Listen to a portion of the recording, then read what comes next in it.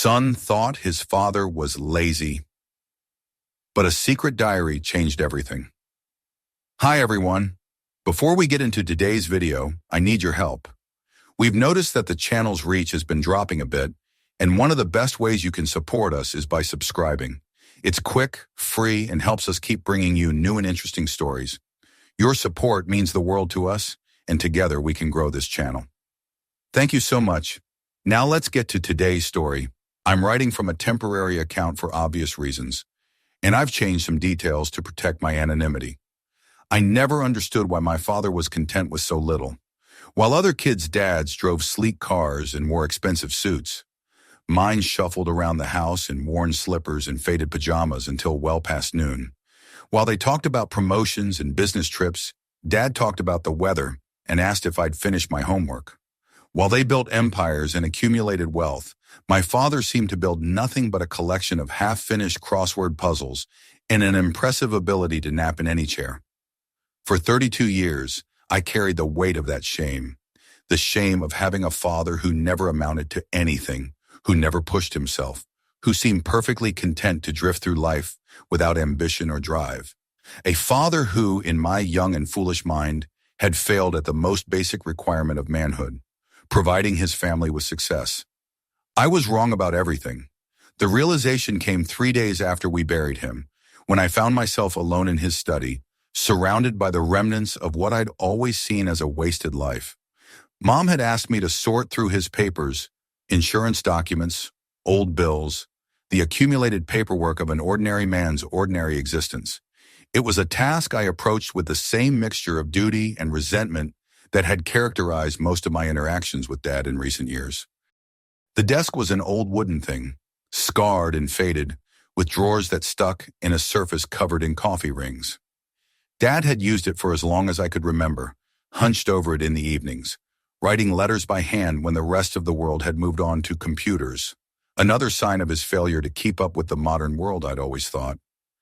I was pulling out files from the bottom drawer when my fingers found something unexpected, a small brass key taped to the underside. It was old and tarnished, and for a moment I couldn't imagine what it might unlock. Then I remembered the locked drawer on the right side, the one Dad had always claimed was broken. The key turned easily. Inside, beneath a layer of tissue paper that smelled faintly of cedar, was a leather-bound journal I'd never seen before. It was thick, well-worn, with pages that yellowed at the edges. The cover bore no title, just the deep impressions left by decades of handling. I opened it to the first page and saw my father's careful handwriting. Private Thoughts of Robert Mitchell, began January 1st, 1991. 1991, the year I turned 12. The year I'd started to truly understand that we were different from other families, that we lived in a smaller house, drove an older car, wore clothes from discount stores while my classmates sported brand names I could barely pronounce. I almost put the journal back. Whatever private thoughts my father had recorded weren't meant for me, especially not now when I was still processing my complicated grief over his death. But something made me turn to a random page halfway through, and the words I saw there changed everything. March 15, 1994. Tommy came home from school upset again today. He asked me why Jimmy Patterson's dad gets to drive a BMW while we have the old Honda. I told him cars don't matter, that what matters is having enough to get where you need to go. But I saw the look in his eyes, the same look I've been seeing more and more lately. Disappointment. Shame. How do I explain to a 15-year-old that I could have had that BMW?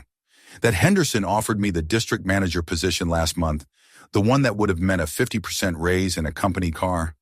How do I tell him that I turned it down because it would have meant traveling 3 weeks out of every month? And I can't bear the thought of missing any more of his baseball games, his school plays, his growing up. Maybe I'm being selfish. Maybe he'd rather have a successful father than a present one. But I look at Henderson's son. We see him at the grocery store sometimes, barely acknowledging his dad's existence, rolling his eyes when Henderson tries to connect, and I think I'm making the right choice. Still, it hurts to see that look in Tommy's eyes, like he's ashamed of me. My hands shook as I read those words. I remembered that conversation, remembered the frustration I'd felt at Dad's casual dismissal of my concerns. I'd never known about the job offer, Never known that he'd chosen me over money. I flipped back to the beginning and started reading chronologically, and with each page, the father I thought I knew crumbled away like old plaster, revealing someone entirely different underneath. January 12th, 1991. The diagnosis came back today. Multiple sclerosis. Dr. Martinez was gentle about it, explained that it's manageable, that many people live full lives with MS. But I saw the statistics he didn't share. Look them up at the library afterward. The fatigue will get worse. The good days will become fewer. I haven't told Linda yet. Don't know how to. She's already worried about money, about Tommy starting middle school, about her mother's health. How do I add this to her plate? For now, I'll manage it myself. The fatigue explains why I've been so tired lately, why getting out of bed some mornings feels like climbing a mountain. At least now I know it's not laziness. MS, multiple sclerosis. I stared at those words, trying to process what they meant. All those mornings I'd found Dad still in his pajamas at lunchtime. All those afternoons he'd fallen asleep in his chair while I practiced piano. It hadn't been laziness. It had been a chronic illness he'd kept secret for over 2 decades. February 8th, 1991. Had a bad day today. Could barely make it to the kitchen for coffee. Linda asked if I was feeling all right, and I told her it was just a late night. The lies are getting easier, which worries me. Tommy asked me to throw a ball with him after school. I wanted to so badly, but my hands were shaking and my legs felt like jelly. Told him I had work to catch up on. Saw him playing alone in the backyard later, throwing the ball against the garage door over and over. I'm failing him, but I don't know how to do better without telling him the truth. And I can't tell him the truth. Not yet. Maybe not ever. I had to stop reading. The image of my 12-year-old self throwing that ball alone, feeling rejected and confused, now took on an entirely different meaning. Dad hadn't been ignoring me. He'd been protecting me from a truth he thought I was too young to handle. April 3rd, 1992. Tommy made the honor roll again. I'm so proud I could burst. But when I tried to celebrate with him, he barely looked up from his homework. Asked him what was wrong, and he said, "What's the point of good grades if I'm just going to end up like you?" Like me. The words hit harder than any physical blow could have. He sees a failure when he looks at me. A man who never made anything of himself, who's content to drift through life without purpose or ambition. He doesn't see the choice I made to work part-time so I could be home when he got off the school bus. He doesn't see how I turned down the promotion to regional sales manager because it would have meant relocating to another state. He doesn't see the nights I stay up late researching colleges, saving every penny I can for his education. Maybe that's my fault. Maybe I should have chosen differently, but I thought being present was more important than being successful. I thought love mattered more than money. Was I wrong? The question hung in the air like an accusation. I thought about all the times I'd criticized him for his lack of ambition, all the times I'd wished for a different father. Someone who would pick me up from school in a nice car, someone whose job I could brag about to my friends, someone who seemed to have his life together. I kept reading, and the picture that emerged was of a man who'd made deliberate, painful choices at every turn, always putting his family first. June 15th, 1993. Tommy graduated middle school today. Valedictorian. I've never been so proud of anything in my life. Sat in that auditorium watching him give his speech about dreams and determination, and all I could think was, I did that. Not directly, but all those afternoons helping with homework instead of working overtime. All those evenings talking through his problems instead of collapsing in front of the TV. It mattered. But when we got home and Linda suggested going out to celebrate, Tommy said he'd rather just stay in, said he was embarrassed that his dad was the only one there in jeans and a polo shirt while all the other fathers wore suits. I owned a suit once, wore it to my interview at Morrison Associates 12 years ago. They offered me a position that would have tripled my salary, but it would have meant 60-hour weeks and constant travel. Tommy was just a baby then, and Linda was struggling with postpartum depression. I couldn't leave them. I sold the suit at a consignment shop to pay for Tommy's baby formula. Never regretted it until today. I remembered that graduation, remembered my embarrassment at Dad's casual attire. I'd been so focused on appearances that I'd completely missed his pride, his joy at my achievement. All I'd seen was how he didn't measure up to the other fathers. September 10th, 1995. Tommy started his junior year today, 17 years old and already talking about Stanford, MIT, places I could never afford without the college fund I've been building since he was born. Every time I turned down a better job, every time I chose time over money, I told myself it would be worth it for this moment. The college fund has $47,000 in it now. I know it's not enough for Stanford, but it's something. Maybe with scholarships, maybe with financial aid. Had to call in sick 3 days this week. The MS is getting worse, the fatigue more unpredictable. But I can't tell them it's a chronic condition. They'd find a way to let me go, and we need my insurance for Tommy's sake. He asked me yesterday why I don't have any friends, why I never go anywhere. How do I explain that I'm saving every ounce of energy I have for him and his mother? That some days just getting dressed feels like running a marathon? $47,000. I thought about my college tuition, how Dad had somehow managed to pay for 4 years at a good state school, even though I knew we didn't have that kind of money. I'd always assumed he'd taken out loans, never imagining he'd been saving for decades, one small deposit at a time. November 22nd, 1996. Thanksgiving. Tommy brought his girlfriend Sarah home for dinner. She's lovely, smart, kind, clearly crazy about him. Watching them together reminded me of Linda and me at that age, so sure we could conquer the world together. After dinner, I overheard Tommy talking to Sarah on the front porch. She was asking about me, about what I do for work. Tommy's voice got quiet, embarrassed. He's not really career-focused, he said. He's more of a, I don't know, he's just Dad. Just Dad. If he only knew how hard I've fought to be just Dad. How many opportunities I've walked away from, how many dreams I've buried, how many days I've pushed through pain and exhaustion just to be present for the little moments that make up a life. But maybe that's the point. If I've done my job right, he'll never know how much it cost. The tears came without warning, hot and sudden. I saw myself at 18, ashamed of my father's ordinariness, desperate to distance myself from what I saw as his mediocrity.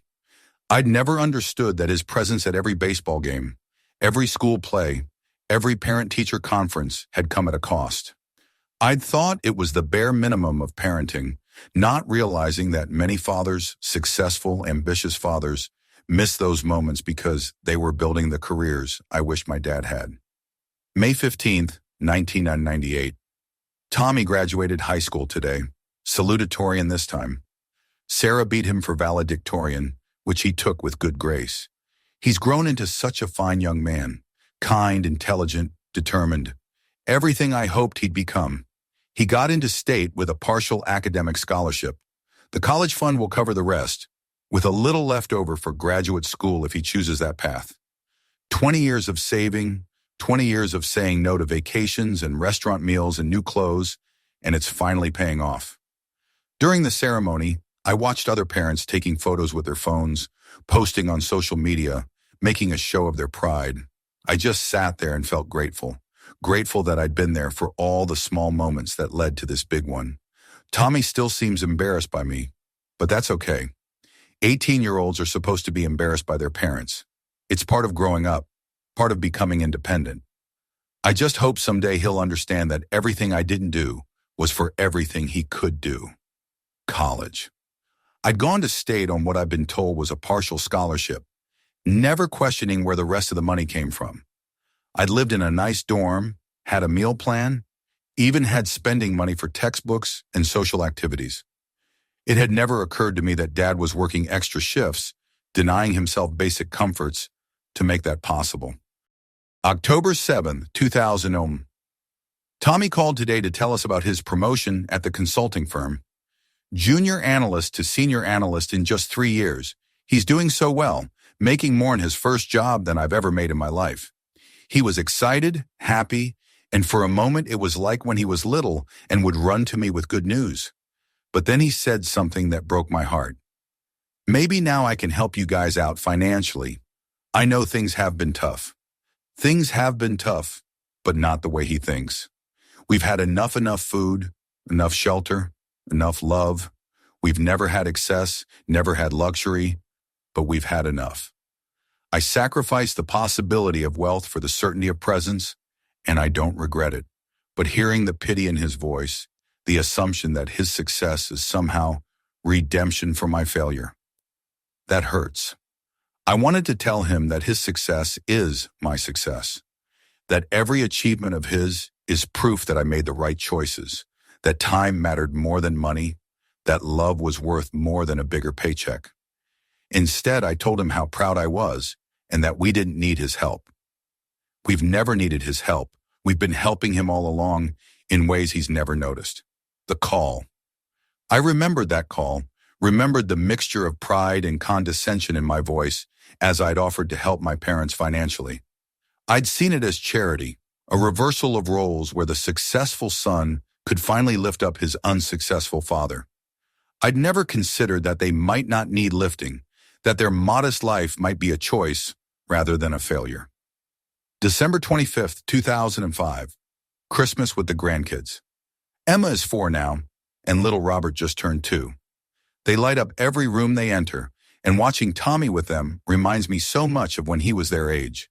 The kids love the wooden toys I make for them in the garage. Nothing fancy, a train set for Robert, a dollhouse for Emma, but they play with them for hours while the expensive electronic toys from other relatives sit forgotten. Tommy seemed surprised that his children preferred Grandpa's homemade gifts to the latest gadgets. "Dad," he said, "you should have been a carpenter or something. You're really talented." A carpenter. If he only knew that I'd wanted to be an architect once, had been accepted to graduate school, had dreamed of designing beautiful buildings. But dreams don't pay for diapers and formula, and Linda needed me more than the world needed another architect. I never told him about those dreams, never wanted him to see them as sacrifices made for his sake. But maybe in denying myself that path, I found something better. The simple joy of creating something with my hands for the people I love most. Grandpa's wooden toys. I remembered them vividly, remembered how Emma and Robert had indeed preferred them to everything else under the tree. I'd been surprised by Dad's craftsmanship, by the attention to detail and the obvious skill involved. It had never occurred to me that he might have had other talents, other dreams he'd set aside. June 10th, 2010. Tommy's wedding day. Sarah looked beautiful in her grandmother's dress, and Tommy looked so handsome and proud.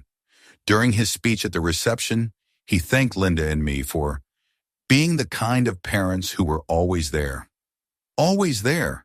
He said it like it was simple, like it was automatic.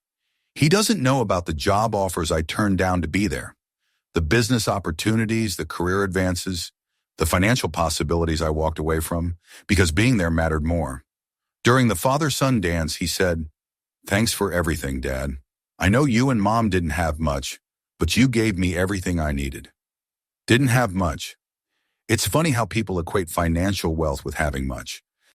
We had everything that mattered: time together, conversations over dinner, help with homework, attendance at every important moment. We had love and presence and priority. But I suppose to someone who's never gone without love, those things become invisible, like air essential for life, but only noticed when it's absent. My wedding day. I remembered that dance, remembered feeling grateful for my parents, but also slightly embarrassed by their obvious delight in the simple hotel ballroom we'd chosen for the reception. Sarah's parents had offered to pay for something more elaborate, and I'd been privately mortified by the difference in our family's financial situations. I'd never considered that Dad's contentment with a simple celebration might have been genuine, that his joy in the moment might have mattered more to him than the venue or the menu. August 3rd, 2015. Tommy and Sarah are getting divorced. He called tonight, crying. I haven't heard him cry since he was 12. The stress of his job, the long hours, the constant travel, it destroyed his marriage. I wanted to tell him about Henderson's son, about all the successful men I've known whose families fell apart while they were busy building empires. I wanted to say that maybe there was wisdom in choosing presence over promotion, time over money, but he's in too much pain to hear that now. All I could do was listen and remind him that he's still a good father, that Emma and Robert need him now more than ever. He said something that haunts me. Maybe if I'd been more like you, Dad, Sarah wouldn't have left. You and Mom made it work for 40 years. More like me. The son who spent decades thinking I was a failure now wishes he'd followed my example. There's irony in that, but it's too bitter to enjoy. The divorce. It had been devastating, not just personally but professionally. The stress had affected my work. The custody battle had consumed my savings. And for the first time in my life, I'd understood what it meant to feel like a failure. I'd built a successful career, but lost my family, achieved everything I'd thought I wanted, but sacrificed everything that actually mattered. March 20th, 2018. The MS is getting worse. Some days I can barely hold a pen, let alone write in this journal. Linda doesn't know how bad it's gotten. I've become an expert at hiding the tremors, the weakness, the fog that sometimes clouds my thinking. Tommy brought the kids over for Sunday dinner today. Emma is 17 now, applying to colleges. She asked me about my college experience, whether I'd ever regretted not pursuing a more ambitious career. Such a thoughtful girl, so much like her father at that age, but with a gentleness he didn't have then. I told her that regret is a waste of energy, that every path not taken opens up other possibilities. "But weren't you ever disappointed, Grandpa?" she asked. "Didn't you ever want more?" I looked around the dinner table at Linda, still beautiful after all these years, at Tommy, older and wiser and humbler than he used to be, at Emma and Robert, bright and curious and full of potential, at the life we'd built together in this modest house with its paid-off mortgage and its memories in every corner. "I got everything I wanted," I told her. "It just wasn't what I thought I wanted when I was your age." She seemed to understand in a way that Tommy never did. Maybe it takes a grandparent's perspective to see the long arc of a life, to understand that success isn't always measured in the metrics the world uses. Everything I wanted. I thought about all the metrics I'd used to judge my father over the years: salary, job title, car, house size, social status, and realized he'd been using entirely different metrics. Time spent, presence maintained, love given, family supported. By his metrics, he'd been wildly successful. November 15, 2020. Tommy lost his job today. The consulting firm downsized, and after 25 years, he was suddenly expendable. He called me in tears, talking about how he'd given them everything, and they'd thrown him away like he didn't matter. I wanted to tell him about all the jobs I'd turned down, all the opportunities I'd passed up because I'd prioritized security over advancement. I'd never been important enough to downsize because I'd never climbed high enough to fall. But there's no comfort in "I told you so," especially when the person suffering is your child. All I could do was remind him that he's more than his job, that his worth isn't determined by his paycheck. He said something that surprised me. "You were smart, Dad. You kept things simple, focused on what mattered. I've been chasing the wrong things my whole life." It only took a global pandemic and a career implosion for him to see what I'd been trying to show him for decades. Better late than never, I suppose, the job loss. It had been devastating, but also strangely liberating. For the first time in my adult life, I'd been forced to slow down, to spend time at home, to reconnect with my children. The kids had loved having me around more, and I'd rediscovered simple pleasures I'd forgotten in my pursuit of success. Dad had been there through all of it, offering practical help and emotional support without ever making me feel like a failure. He'd seemed genuinely proud when I'd started my own small consulting practice, working from home and prioritizing flexibility over growth. June 8th, 2022. Tommy brought Emma by today to show me her acceptance letter to medical school. She's going to be a doctor, the first in our family. Watching her excitement, seeing Tommy's pride, I felt a deep satisfaction that had nothing to do with money or status. This is what I worked for. This is what I sacrificed for. Not Tommy's success exactly, but the foundation that made his success possible. The stability, the support, the example of putting family first. Emma hugged me and said, "Thank you for being such a good grandpa, for always being there." She doesn't know about the career I didn't have, the money I didn't make, the status I never achieved. She just knows that I was there, that I showed up, that I loved her unconditionally. That's enough. That's everything. Emma's acceptance to medical school. I remembered that day, the joy on her face, the pride in Dad's eyes. He'd seemed so genuinely happy, so completely satisfied with this simple moment of family celebration. I'd attributed it to his low expectations, his easy contentment with small achievements. I'd never realized he was seeing the long-term payoff of his life's work. The final entry was dated just 2 weeks before he died. September 12th, 2023. The doctors say I have maybe a month left. The MS has progressed to the point where my body is starting to shut down. I'm not afraid.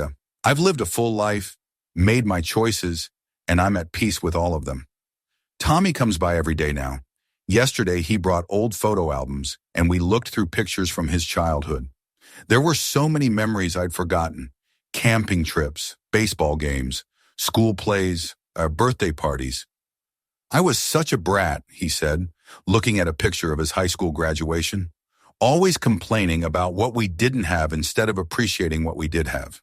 I told him that teenagers are supposed to be dissatisfied, that discontent is what drives them to achieve great things. You became everything I hoped you'd become, I said. That's all that matters. He started crying then, my grown son, 54 years old, crying like a child. I was so ashamed of you, he whispered. I wanted you to be different, to be more successful, to be someone I could brag about to my friends. And now? Now I realize you were the most successful man I knew. You just measured success differently than everyone else. I hope that's true. I hope when this is over, he'll remember not what I didn't achieve, but what I did achieve. A marriage that lasted 52 years, children who turned out well, grandchildren who knew they were loved, a life lived deliberately, with intention and purpose. I hope he'll understand that success isn't about accumulating wealth or achieving status. It's about making choices that align with your values and living with the consequences without regret. I chose love over ambition, presence over promotion, time over money. I chose my family over everything else. Every single day for 52 years. That was my life's work. That was my success. I closed the journal and sat in the darkness of my father's study, surrounded by the evidence of the life I'd completely misunderstood. The simple wooden desk where he'd paid bills and helped with homework. The bookshelf full of medical textbooks he'd studied in secret, trying to understand his condition. The photo of our family on the wall, all of us smiling in our modest living room. This was his empire. This was his legacy. For 32 years, I'd measured him by the wrong standards. I'd seen his lack of a corner office as failure, not recognizing the choice to be home when his family needed him. I'd seen his modest salary as inadequacy, not understanding the opportunities he turned down to maintain stability. I'd seen his simple pleasures as settling, not realizing he'd found something more valuable than money or status. He'd sacrificed everything I thought mattered for everything that actually mattered. The next morning, I called my own children. Emma was in her 3rd year of medical school, buried in studies and clinical rotations. Robert was starting his senior year of high school, stressed about college applications and SAT scores. I was thinking, I told Emma, maybe we could have dinner this Sunday. Just us. I want to hear about your studies. Dad, I'm really swamped right now. Maybe next month? Emma, I said, thinking of all the times my father had made time for me despite his own exhaustion, nothing you're studying is more important than spending time with the people who love you. Trust me on that. There was a pause then. Okay, Sunday it is. I called Robert next. Want to throw a baseball around after school today? Dad, I'm 17. I don't really play catch anymore. I know, but I'd like to spend some time with you. We could just talk. Is everything okay? You sound weird. Everything's fine. Better than fine, actually. I just realized I've been measuring the wrong things. That afternoon, Robert and I sat on the front porch and talked about college, about his fears and dreams, about what he wanted from life. I listened without trying to fix anything, without offering advice about career paths or financial planning. I just listened, the way my father had listened to me, even when I'd been too young and foolish to appreciate it. You know what's funny? Robert said as the sun was setting. All my friends are stressed about their parents' expectations, about living up to their success. But you've never pressured me like that. Why? I thought about my father's journal, about the choices he'd made and the wisdom he'd gained. Because I learned from my father that success isn't about what you achieve. It's about who you become and who you love along the way. That's pretty deep, Dad. I had a good teacher. That night, I started my own journal, not to record achievements or plan for the future, but to capture the small moments that make up a meaningful life. The conversation with Robert on the porch, Emma's laugh during our phone call, the way my ex-wife Sarah smiled when I told her I'd been thinking about our early years together, the good parts. On the first page I wrote, October 1st, 2023. I spent 54 years thinking my father was a failure, only to discover he was the most successful man I'd ever known. He measured success by love given, time spent, and presence maintained. By those standards, he was wealthy beyond measure. I want to be half the man he was. I want to choose love over ambition, time over money, presence over promotion. I want my children to remember not what I achieved in boardrooms, but what I gave them in living rooms. It's not too late to start measuring success the right way.